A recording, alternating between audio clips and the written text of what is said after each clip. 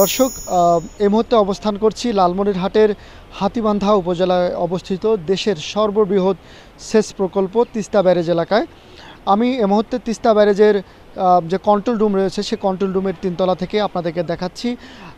এটি যে শুধুমাত্র একটি তিস্তা ব্যারেজের সেচ প্রকল্প হিসেবেই যে প্রতিষ্ঠিত হয়েছে তা নয়, এটি এখন দেশের এবং তিস্তা উত্তরের সবকটি জেলার মানুষের বিনোদনের কেন্দ্রবিন্দুতে পরিণত হয়েছে। সপ্তাহের শুক্রবার এবং ঈদ এবং পুজো বা সরকারি বিভিন্ন ছুটিতে বিভিন্ন সময়ে যারা কর্মজীবী মানুষ রয়েছেন, যারা দূর দূরান্ত থেকে তারা এখানে আসেন, এবং যারা আশপাশের জেলার মানুষ রয়েছেন যাদের দূরে কোথাও গিয়ে ভ্রমণ করার তেমন সুযোগ থাকে না, তারা এখানে আসেন। আমি আপনাদেরকে দেখাচ্ছি যে তিস্তা ব্যারেজের দেশীয় প্রযুক্তিতে প্রতিষ্ঠিত করা হয়। 1979 সালে এটি কাজ শুরু হয় এবং 1990 সালে এটির কাজ শেষ হয়।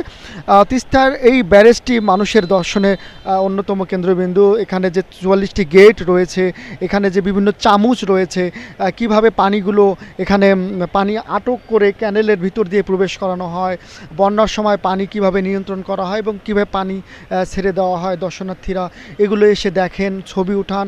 এবং বেশ কয়েকটি স্পিড বোটের ব্যবস্থা করা হয়েছে, দর্শনার্থীরা স্পিড বোটে ওঠেন এবং পাশে নৌকার ব্যবস্থা রয়েছে, দেশীয় পালতোলা নৌকার ব্যবস্থা করা হয়েছে। যারা জীবনে কখনো নৌকায় ওঠেননি তারা এখানে নৌকায় উঠে আনন্দ উল্লাস করেন।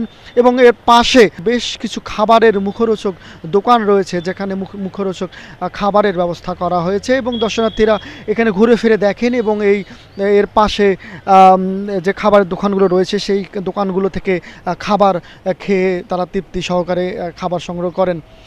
সপ্তাহের শুক্রবার এবং বিভিন্ন দিনে তারা এখানে আসেন এবং দেশের বিভিন্ন প্রান্ত থেকে লোকজন এখানে আসেন। তাদের দাবি হচ্ছে আশপাশে যদি আবাসিক হোটেলের ব্যবস্থা করা হয় তাহলে হয়তো দূর দূরান্ত থেকে যারা আসেন তাদের থাকতে এবং আরও সুবিধা হবে, এবং দূর দূরান্ত থেকে এবং দেশের বাইরে থেকেও পর্যটক এখানে আসবেন বলে স্থানীয়রা দাবি করেছেন। এই হচ্ছে লালমনিরহাটের ঐতিহ্যবাহী তিস্তা ব্যারেজের দর্শনার্থীদের উপচে পড়া ভিড়ের তথ্য। Sabbir Ahmed, star news, Lalmonirhat.